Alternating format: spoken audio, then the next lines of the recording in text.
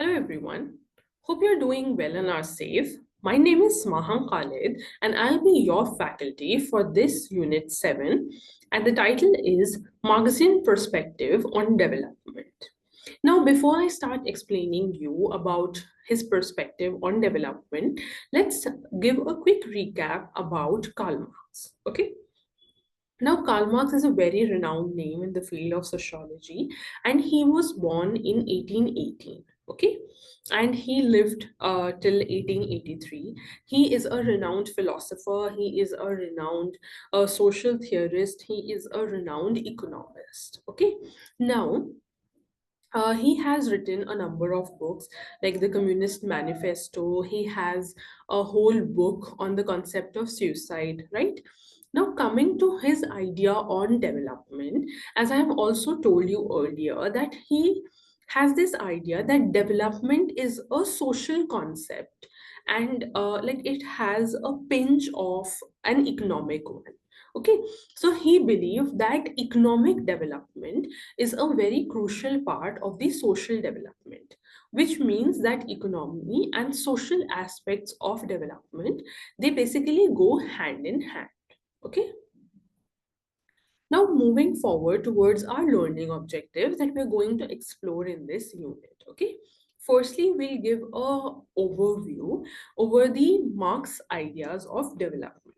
Okay, then we will talk about the idea of capitalism, as I believe that you guys must be familiar with this term. We'll talk about the class relations, about the people who have control over the means of production, and the people who have the control over the relations of production. Okay, then we are going to talk about the neo Marxian approach to development, and finally we'll discuss about the criticisms about the whole approach, the Marxian approach to development.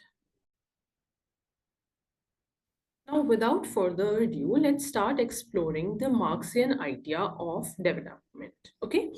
Now, under this, we are going to talk about the product relations and development, right?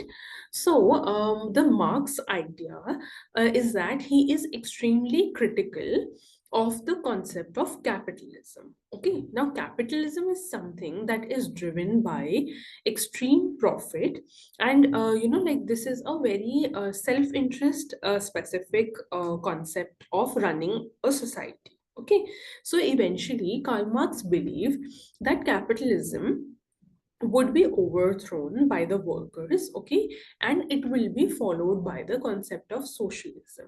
Okay, now here it is very imperative to understand that why was he critical of the concept of capitalism. Okay, so he said that it increases alienation among the labor class, which was known as the proletariat. Okay, and he says that all the economic power, all the means of production, and all the relations of production, they are in hands of a particular class, which was named as the bourgeois class. Okay, so these were the elite section of the society, and mostly they had control over the resources. Okay, so he claimed that capitalism will eventually make the poor people even more poorer. Okay, so he said that the workers will produce things for the market, but the market forces, like the people who are above these laborers, they will control the flow of the market. Okay, so he believed that like people will only be working for the capitalists,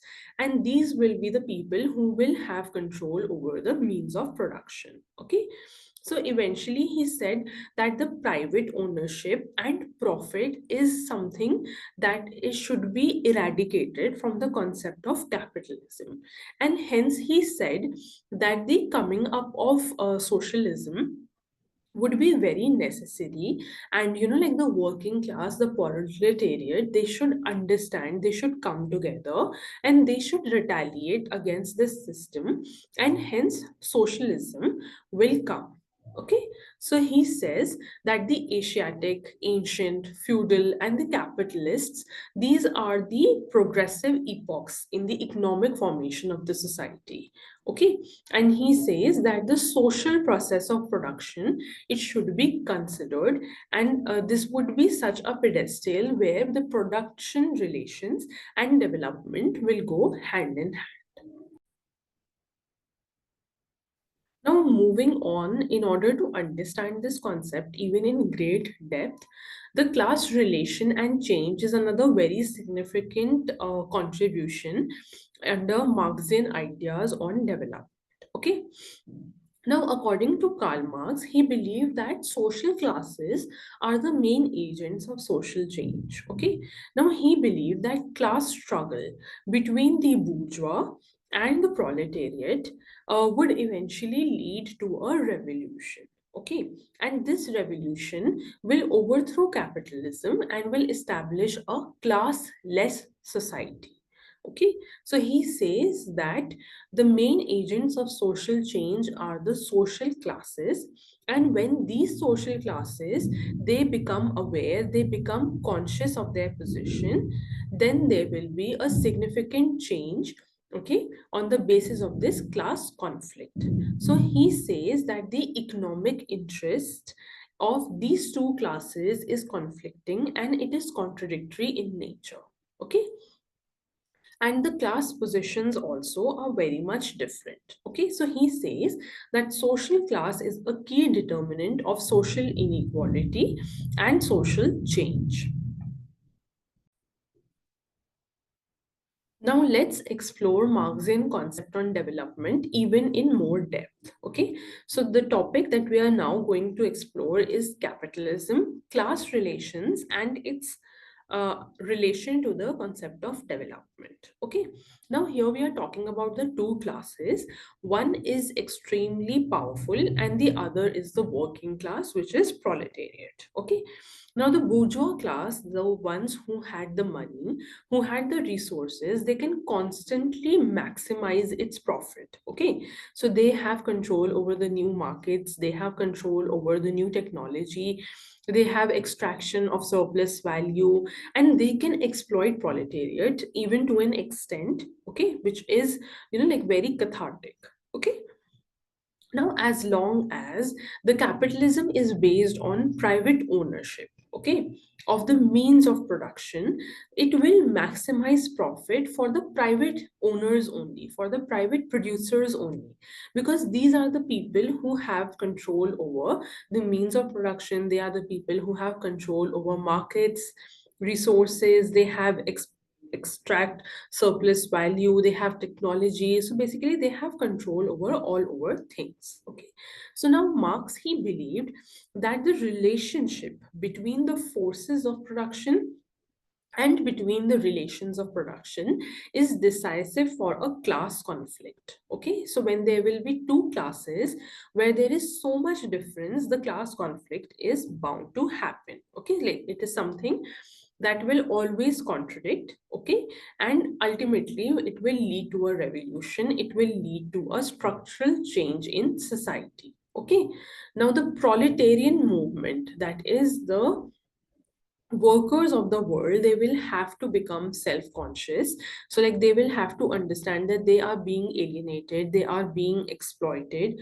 Okay, and they will like establish a form of a state, or like they will bring about certain change in a political fabric of the society, and they will bring about change in the structures of the society when they will come together in immense majority, and they will like try to represent the interest of themselves. Okay, so the class consciousness is another very important feature of development according to Marx. Moving on to our next slide.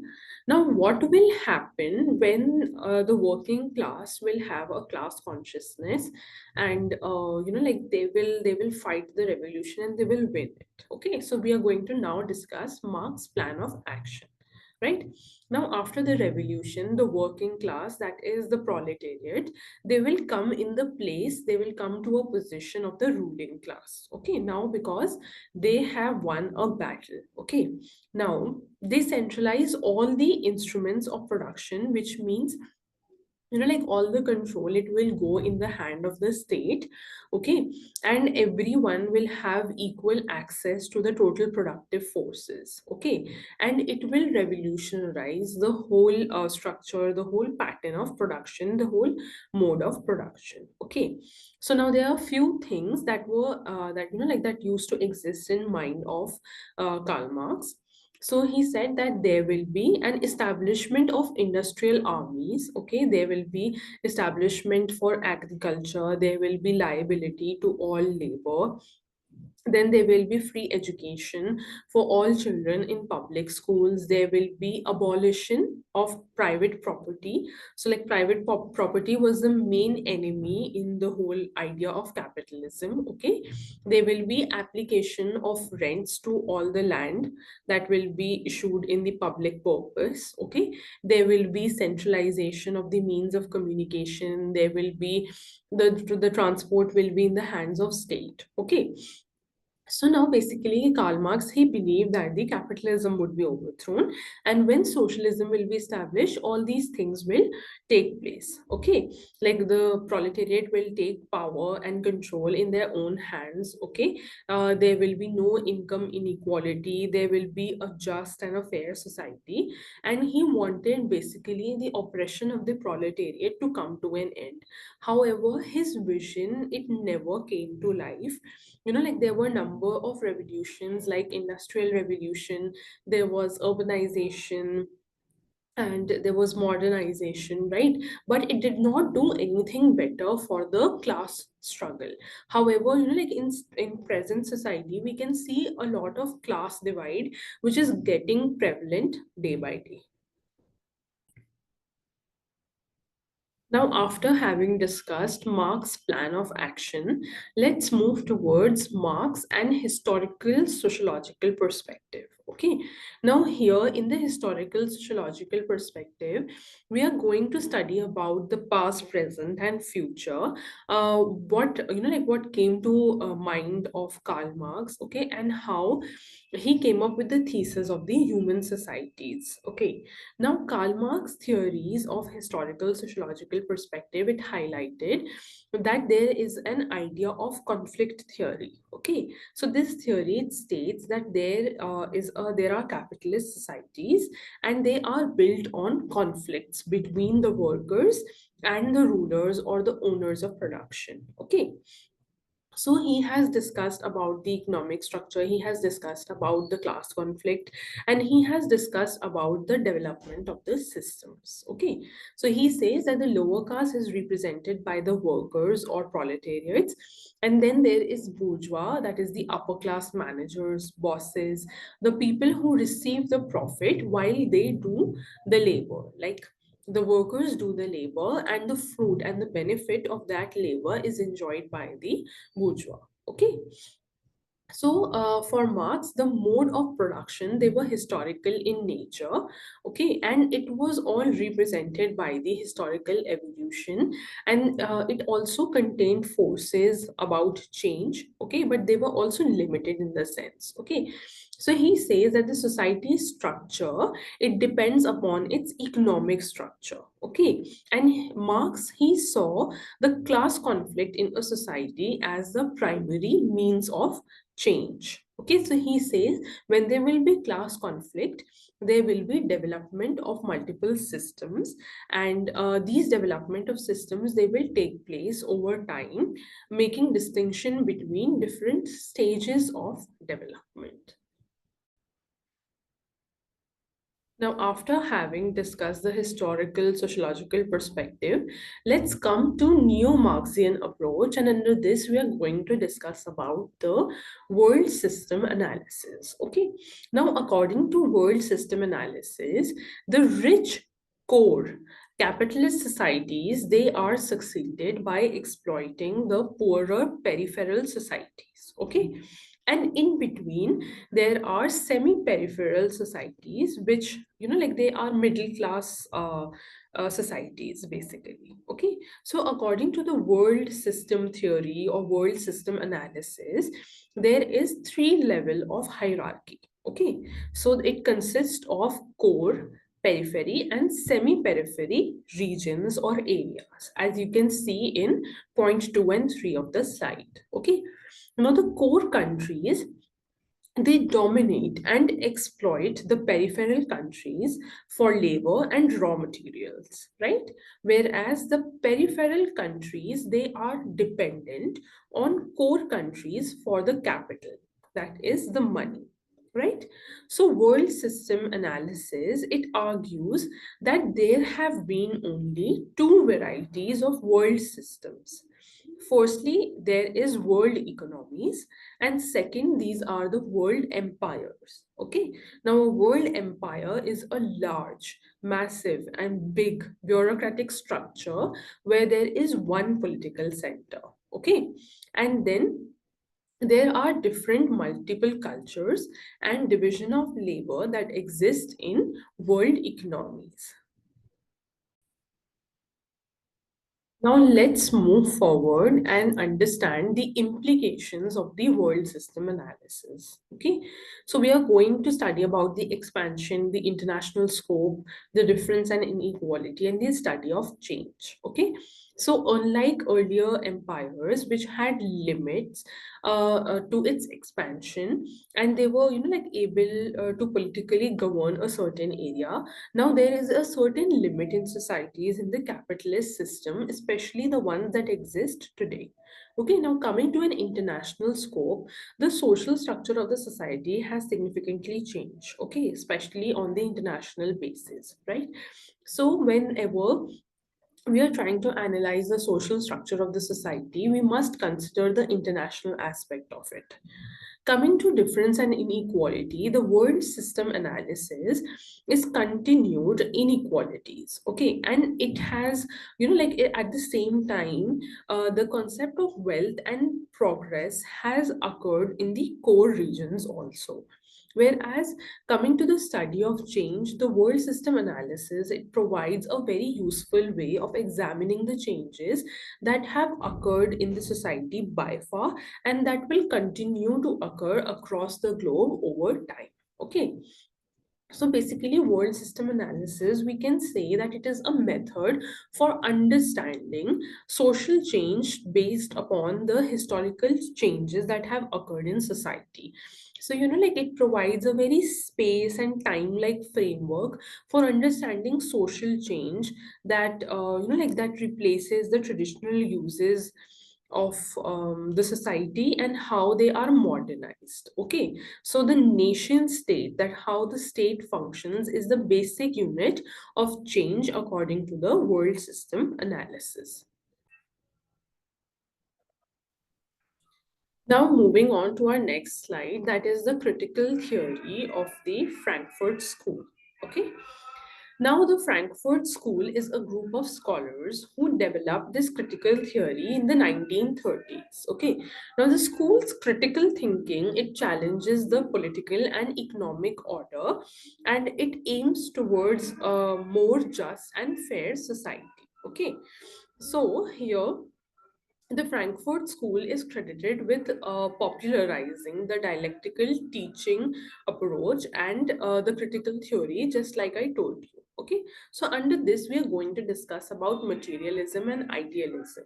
Now, critical theories like developed an approach which was such that it incorporated both economic and material aspects. Okay, and they also wanted to look into the aspects of social psychology, and they wanted to deal with the aspects that might also touch upon the structural issues that we face today. Okay, now this theory is extremely long and we are going to cover multiple aspects of it. Okay, so we are going to discuss about the supradisciplinary approach. Okay, now, the critical theorists, they are extremely critical of Marxism, like his ideas and his understanding. Okay, so he says that it was extremely materialistic and they were too determinist. Like his approach towards capitalism, it was extremely materialistic and very determinist. Okay, so he says that the initial concern of the theorist of the Frankfurt School basically was to understand that why over the time the class consciousness was not developed. Like just like I told you that there were multiple revolutions, like industrial revolution, there were modernization, right?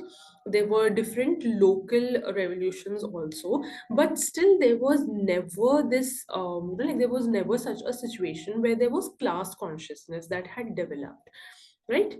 Moving on to our next point, that is the commodity exchange.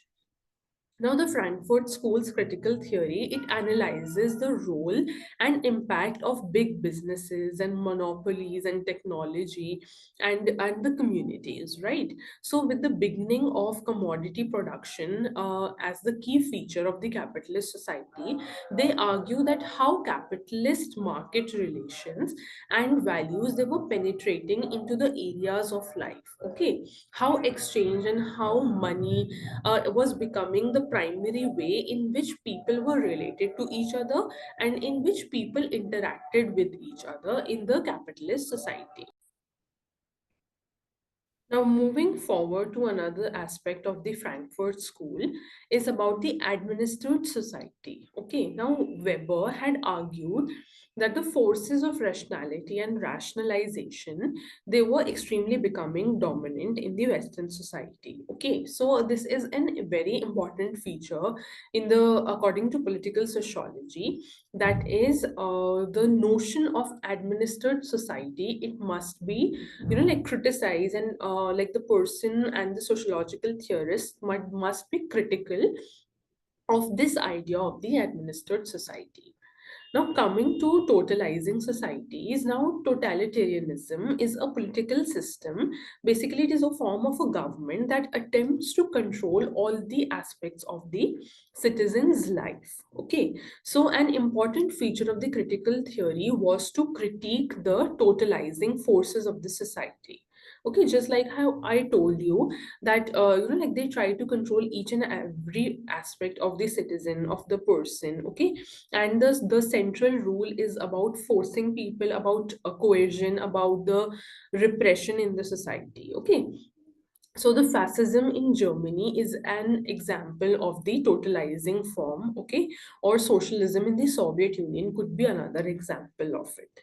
Now, coming to individual and human nature, according to the critical theorists, they say that there is a model of absolute individual consciousness. Okay, and this was identified primarily in the era of enlightenment. Okay, so liberal thought or the ideas of subjectivity or the relationship of the people with each other is an another aspect of the critical theory, which is very important to be covered.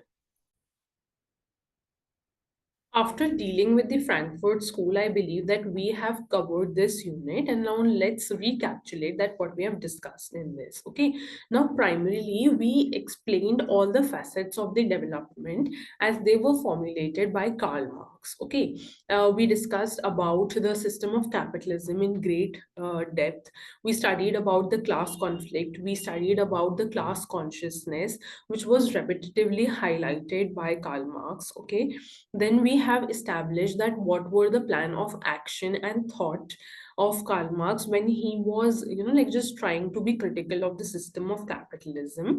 And also the limitations of his scheme of thoughts have been discussed in this unit under neo-Marxist approaches. Okay, now while we were discussing about the neo-Marxian approaches, we discussed about the world system analysis or the world system theories, and then we discussed about the Frankfurt School's critical theory in great depth. Okay, so under world system analysis, we discussed that how it is a multidisciplinary approach to understand the global power and the dominant patterns, and how there are three types of societies and the three types of regions, and we studied about their dependence upon each other.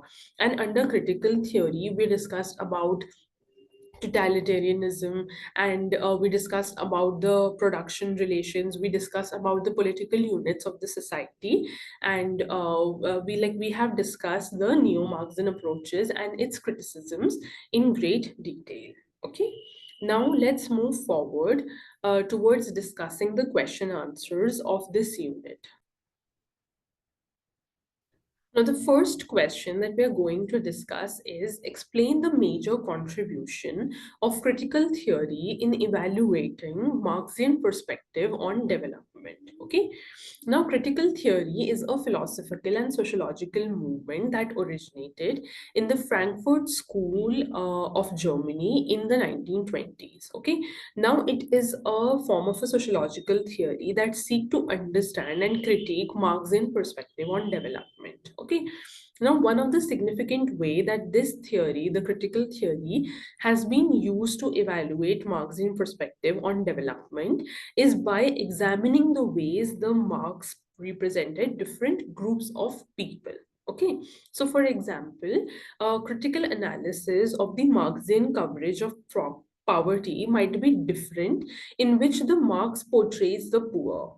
Okay, so he says that Marx represent the poor as the victims. Okay, and this type of analysis, it can help to reveal the ways in which the Marx has contributed towards the construction of the stereotypes towards the poor people. Then another very significant aspect of the critical theory is about the class struggle and the class consciousness. Now, despite the repeated highlight by the Karl Marx over the time, the class consciousness never came to the workers. Okay, and he said that the class struggle, it never came into action. So this is how the critical theory has significantly evaluated the Marxian perspective on development. Moving on to our second question, that is, what is the essence of the world system theory? How is it significant in exploring development in contemporary society? Okay, now the world system theory, just like I told you, that how it is a multidisciplinary approach that studies about social change and history. So hence it is still very significant in exploring development in the contemporary society, because basically the society is ever changing, right? So according to the world system theory, there are core countries that exploit and dominate the peripheral countries. Okay, and peripheral countries are dependent upon core countries for money, right? And the theory, it also states that the surplus value is transferred from the periphery to the core regions. Now this theory, it also, like sorts of attacked on the modernization theory, okay, that was extremely popular in the 1960s. Okay, so basically it talks about the three hierarchy of the regions or of the society, and it says that the world economy is always changing, but these three hierarchies of the society, that is the periphery, the semi-periphery, and the core, they always remain, like they have always survived. Okay, so still we can use the world system theory to explore development in the contemporary world also. Now, the third question that we are going to study is that write a critique of Marx's perspective on development. Okay. Now, there are multiple critiques on Marxian perspective on development. Now, first thing that we have discussed number of times in this slide is that he talks about the class struggle and the class conflict. Okay. Now, firstly, the class consciousness is never came, the proletariats, they never came together and retaliated. However, he like the another very important critique is that, there is not even a single state that has implemented a classless society. Okay, so whenever there is an existence of any society, there is always a class-based structure that is followed. Okay. Then, third important criticism on the Marxian perspective on development, it could be that he overlooks other factors. Okay, so he did not consider the importance of other factors such as, like ideology, such as politics, in changing the developmental outcomes. Okay, and lastly, the question that we're going to discuss is what are the major features of capitalism according to Marx? Now, capitalism is often thought as an economic system in which private ownership and private control of property is in accord with the interests of the people who have a lot of money. Okay, so the essential feature of capitalism would be the motive to make profit. Okay, then there is also a significant representation of the two classes, that is the bourgeois and the proletariat, and the existing relations between them. That how the capital assets, such as factories, mines, or like the railroads, which are privately owned, it can like lead a very significant impact on the bourgeois and the people who have this capital, the people who have amount, the people who have the control over the means of production. They can also purchase the labor. Okay, and the amount of money that the labor is getting, it's not the complete value of the amount of work that they are producing. Okay, so the capital gains, it leads to the private owners only, like the amount of profit and the surplus value, it goes to the bourgeois only. Hence the poorer they become even more poorer, and the people who have control over the means of production, they become even more rich. Okay, so this was pretty much it in this unit. Hopefully everything is clear to you. So thank you very much for your time.